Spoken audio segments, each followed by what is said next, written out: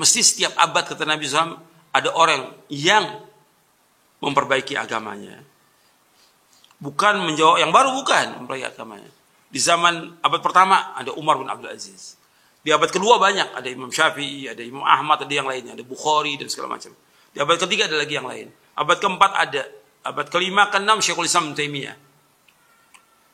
Abad kedua ada, abad ke-12 yaitu Muhammad bin Abdul Wahhab. Itu tajdid. Pokoknya setiap 100 tahun itu ada orang-orang yang memperbaiki agama. Nah, di antara mujaddid abad ke-12 yaitu Muhammad bin Abdul Wahhab. Namanya Muhammad bin Abdul Wahhab. Beliau mentajdid agama ini. Muhammad nabina binuru hadina di Makkah minuru satal Madinah. Assalamualaikum warahmatullahi wabarakatuh. Waalaikumsalam warahmatullahi wabarakatuh. Rabbi zidni ilma warzuqni fahma. Amma ba'd. Pertanyaan, apakah Muhammad bin Abdul Wahhab adalah seorang mujaddid, mujtahid atau bukan? Seperti mana klaim orang Wahabi? Jawabannya bukan. Itu hanya Wahabi saja yang mengakui Muhammad bin Abdul Wahhab itu adalah mujaddid. Mirip-mirip dengan siapa itu? Maududi. Maududi. Jadi kalau orang tidak mengerti Maududi itu siapa, dianggap Maududi itu adalah mujaddid, pembaharu dalam Islam. Padahal kalau dibaca tafsirnya, subhanallah, melenceng dari kebenaran. Maka sama Muhammad bin Abdul Wahhab hanyalah klaim orang Wahabi bahwa dia adalah seorang mujaddid. Tapi selain itu tidak ada dari 4 mazhab yang mengakui Muhammad bin Abdul Wahhab itu adalah mujaddid. Berbeda dengan Imam Abu Hanifah, berbeda dengan Imam Malik, berbeda dengan Imam Syafi'i, berbeda dengan Imam Ahmad bin Hanbal. Jangankan pengikut, jangankan kawan, yang tidak mengikuti saja mengakui, yang lawan saja mengaku. Jadi mereka dipanggil dengan Al-Imamu Syafi'i, Al-Imamu Abu Hanifah, Al-Imam Malik. Mereka mujtahid, faqih dan lain-lain sebagainya. Imam artinya yang diikuti, muqtada, kemudian matbu yang diikuti. Sementara Muhammad bin Abdul Wahhab bukanlah mujaddid. Bahkan ditulis oleh Syekh Abdul Aziz rahmatullah alaih dalam kitabnya bahwa Muhammad bin Abdul Wahhab itu adalah yang dimaksud oleh Rasulullah SAW dalam hadisnya itu. Nanti akan muncul fitnah dari Najd. Karena satu-satunya orang, dan informasi ini yang ditulis oleh para ulama diamini sama siapa? Sama kakaknya Muhammad bin Abdul Wahhab, diantaranya siapa? Sulaiman bin Abdul Wahhab, pamannya juga. Kenapa? Saat belajar itu malas. Yang kedua, pembangkang, tidak taat. Ingat, jangan kamu bilang saya fitnah. Saya tidak siap mubahalah. Kalau kamu bilang saya berbohong, saya siap mubahalah sama kamu. Dan saya sampaikan ini bukan saya benci sama Wahabi, orang Wahabi, tidak. Justru saya sayang. Kebenaran itu kalau disembunyikan dari seseorang berarti orang itu tidak disayang. Kalau kebenaran dibuka untuk orang itu berarti orang itu disayang. Yang saya bilang ini, kalau kamu bilang saya fitnah, bohong, saya siap mubahalah sama kamu. Sebagaimana dalam Al-Quran itu, surat Al-Imran itu. Surat Al-Imran, kalau kamu bilang mubahalah itu kan berlaku sebab nuzulnya itu, karena di sana sebab nuzulnya itu sebab orang-orang Nasrani yang ingin berdebat dengan Nabi itu tidak mempercayai apa yang disampaikan oleh Nabi SAW, sehingga mereka kembali ingin ingin berdebat. Maka Allah katakan sama Nabi SAW, fa man hajjaka fihi min ba'di ma ja'a minal haqq. Faqul ta'ala nad'u abana'ana wa bana'akum wa nisa'ana nisa'akum wa anfusana wa anfusakum summa nabtahil fa naj'al la'natullahi 'alal kadhibin. Ini perdebatan antara Rasul yang hak dan orang Nasrani yang batil dalam mengklaim Nabi Isa itu Tuhan atau Nabi dan Rasul, atau Nabi Isa itu anaknya Tuhan atau Nabi dan Rasul.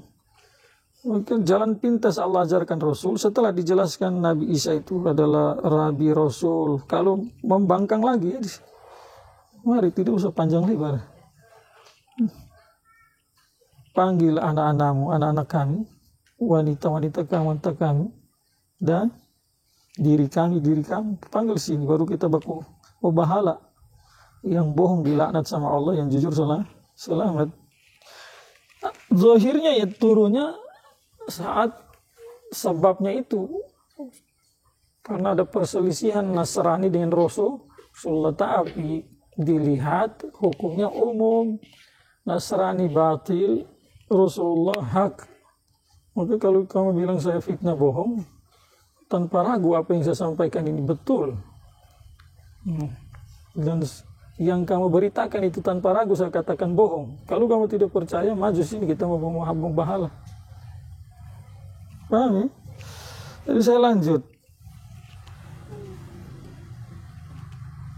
Sebab belajar malas, ditulis itu. Sebab belajar malas, kemudian tidak taat.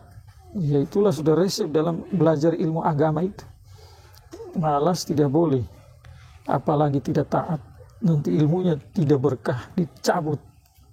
Banyak dicabut keberkahan, nanti tidak bisa dipakai untuk kebenaran. Kalau sedikit sama juga. Malas jelas ilmu tidak dikasih. Singkat cerita, setelah itu Muhammad bin Abdul Wahab membuat aliran baru yang dikenal dengan Wahabi. Awal-awal perjuangannya itu ganas orangnya. Akidah yang dia rintis, furu'iyat yang dia rintis, siapapun yang tidak terima apa yang dia sodorkan dari kalangan kaum muslimin, maka nyawa jadi taruhan. Halal darah mereka, wanita-wanita mereka, kehormatannya diobrak-abrik, kemudian harta-harta orang muslim jadi halal. Beberapa kali mereka mencoba untuk menguasai Makkah Madinah di akhir pemerintahan Islam yang saat itu berpusat di Turki. Gagal terus, sempat mereka menguasai Madinah, tetapi atas perintah pemimpin Islam yang ada di Turki kepada Raja Mesir, terus Raja Mesir kirim rombongan ke Makkah Madinah, bertempur lawan mereka, dengan pertolongan Allah mereka dikalahkan, bahkan yang memimpin dieksekusi mati, terus pasukannya mundur semua, kabur, sehingga tidak bisa lagi meraih Makkah Madinah. Juga cara kekerasan yang mereka pakai tadi tidak berhasil, sehingga dikatakan itu mereka tempuh dengan jalur yang lembut tetapi membahayakan. Jalur apa itu? Lewat ilmu itu dimasukkan pelajaran-pelajaran yang salah, sehingga kalau orang yang belajar dari mereka dasarnya tidak kuat dan tidak mantap, pulang-pulang otak dan hatinya tercuci itu. Maka kalau ada yang bilang dari mereka, kenapa kita harus belajar saat belajar ke sana, ke Madinah itu? Kok mereka sampaikan kan qala Allah qala Rasul. Apa yang salah? Ya karena kamu tidak punya dasar. Seandainya kamu punya dasar barometer, maka qala Allah qala Rasul itu betul. Tapi isi yang disampaikan itu, makna, tafsir, pengertian yang disampaikan, kalau kamu punya dasar, tidak. Dari segi akidah, furu'iyat, dan lain-lain.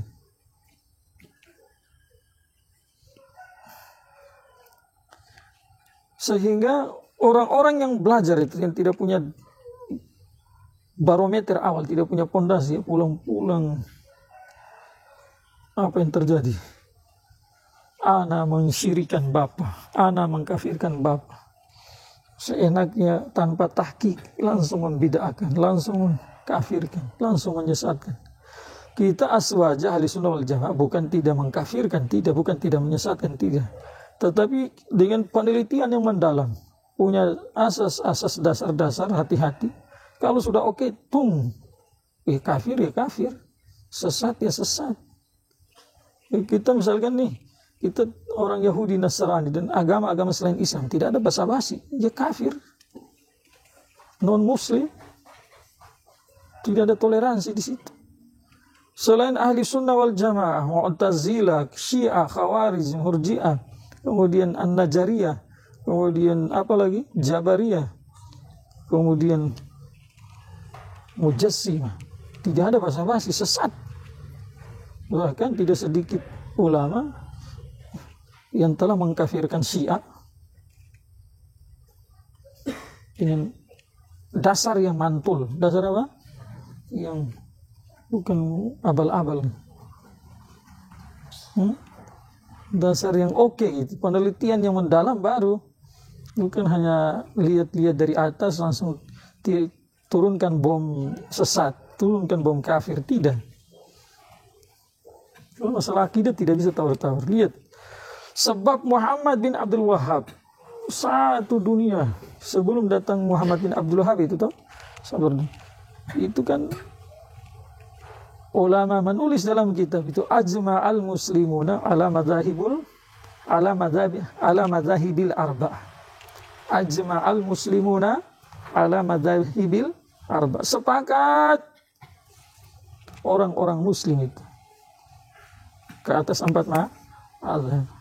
Tapi datang Muhammad bin Abdul Wahhab dengan kemampuan yang sangat minim dan terbatas, bukan imam, bukan mujaddid, bukan mujtahid, mulai mengobrak-abrik.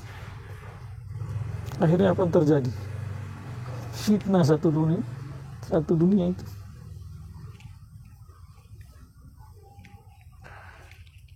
Seorang ulama besar dalam madhab Syafi'i saja itu, Imam Suyuti rahmatullah alaih, yang karangannya banyak, menghafal 200.000 hadis lebih ma'asanat dari gurunya sampai ke Rasulullah sallallahu alaihi wasallam. Itu saja beliau satu ketika ingin mengklaim dirinya, mengikrar dirinya sendiri bahwa saya tidak bergantung lagi sama madhabnya Imam Syafi'i, mau menyendiri sudah. Maka ulama-ulama di zamannya itu berkumpul. Ucapan itu harus ada buktinya. Maka mereka kumpul, sodorkan 10 saja pertanyaan. Berapa? Jawab, jangan nyontek dari usul imam-imam sebelumnya. Bikin usul sendiri, baru jawab itu pertanyaan dengan usul itu, yang berasaskan usul fikih itu. Imam Suyuti rahmatullah alaih, karena beliau ikhlas, beliau jujur, takut sama Allah, ilmunya dalam, tidak abal-abal. Saat ditantang begitu, ya mengaku, menyerah. Tidak bisa, akhirnya tetap Syafi'i sampai meninggal dunia. Ilmu rohaninya begitu mantap, kedekatan sama Allah. Ini kalau diceritakan karomah itu, ya orang Wahabi tidak percaya juga. Ini diceritakan setelah orang yang berangkat sama beliau ke Makkah itu, setelah Imam Suyuti meninggal dunia. Iya. Kenapa? Karena Imam Suyuti sampaikan dengan syarat tidak boleh bocorkan ini rahasia sebelum saya meninggal itu. Apa yang dibuat sama Imam Suyuti? Pergi ke Makkah, hanya jalan 7 langkah, tutup mata, langsung sampai di sana. Itu sama orang. Selesai, kembali lagi. Orang Wahabi tidak percaya karomah, tidak percaya karomah, ya sesatlah.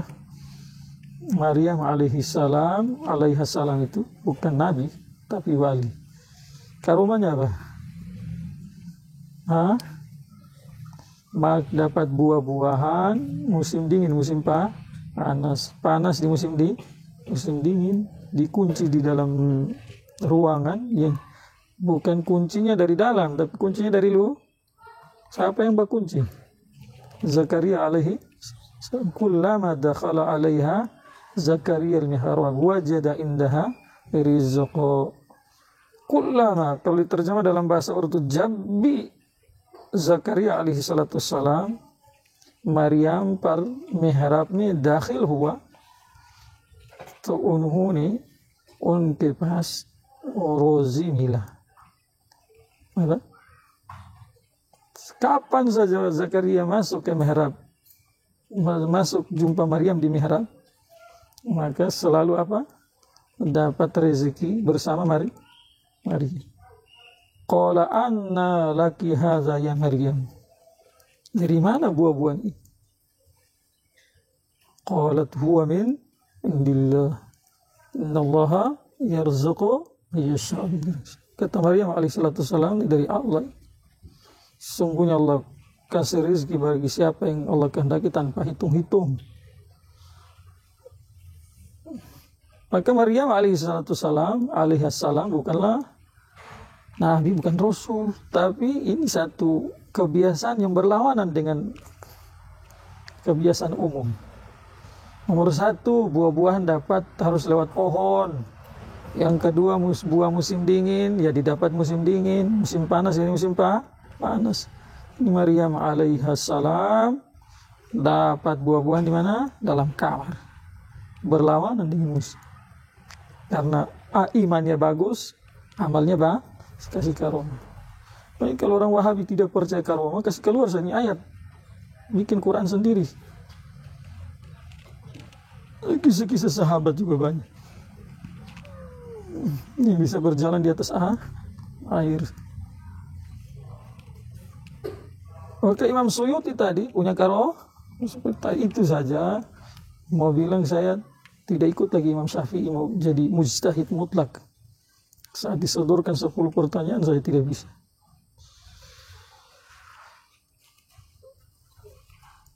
Muhammad bin Abdul Wahab, tidak ada satu ulama hak yang mengakui keimaman. Tidak ada yang mengatakan muhaddis, tidak ada yang mengatakan faqih, tidak ada yang mengatakan mujaddid, melainkan mengatakan adalah sumber wujudnya apa? Fitnah. Kan sabda Nabi tidak bisa diingkari. Kalau orang Wahabi bilang jangan ingkar sabda Nabi, jangan juga ingkar sabda Nabi sallallahu alaihi wasallam.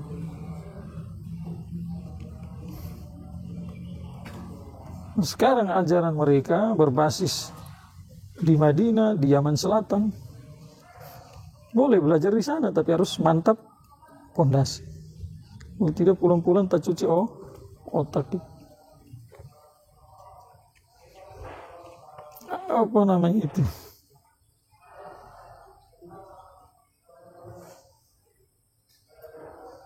Ada yang bilang,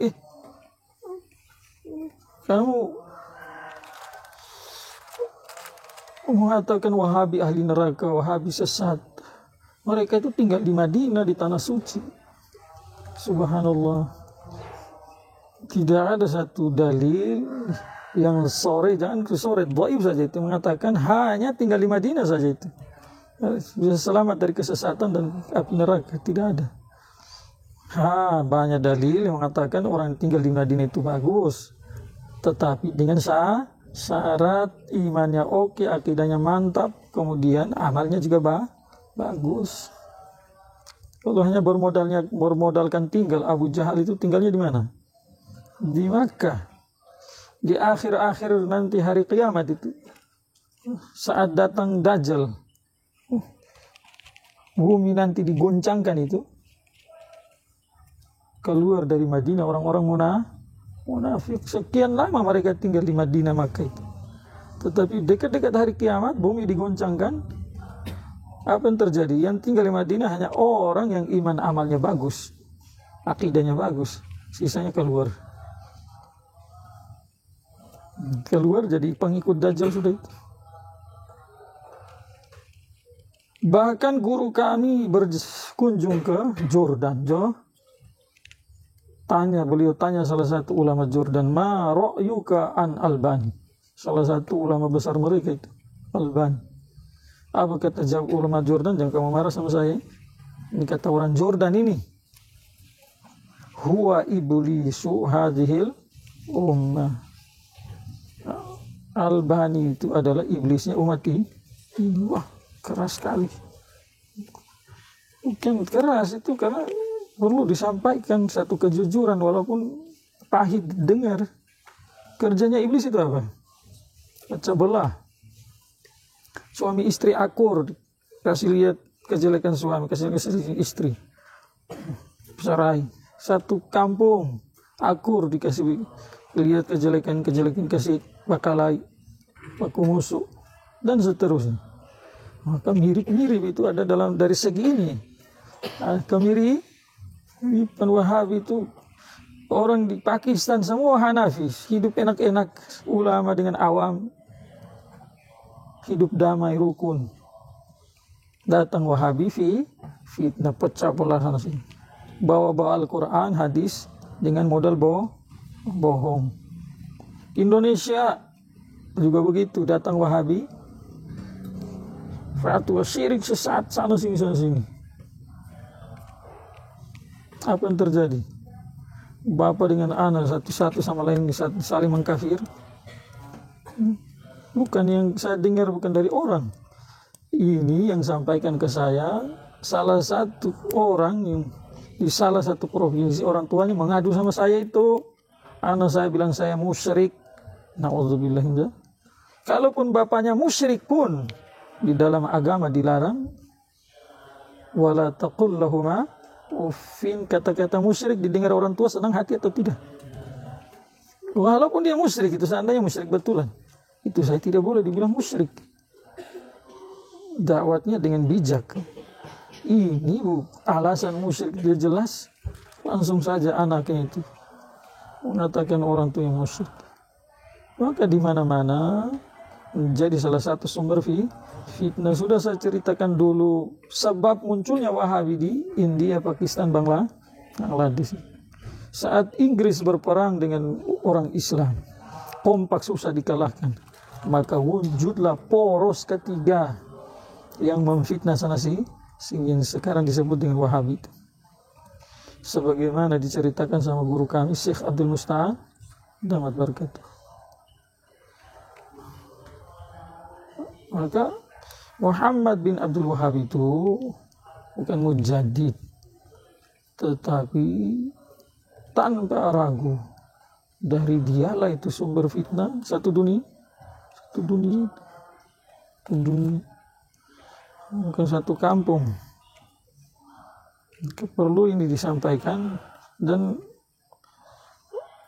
melawan Wahabi ini bukan hanya sekarang saja, terus tetap semangat kawan-kawan Aswaja, lumpuhkan dalil-dalil mereka, bukan karena hasad, ingat ya, sampaikan kebenaran. Kalau kita tidak bicara, ya kebatilan dianggap hak dan kebenaran dianggap batil. Semoga bermanfaat. Subhanallah.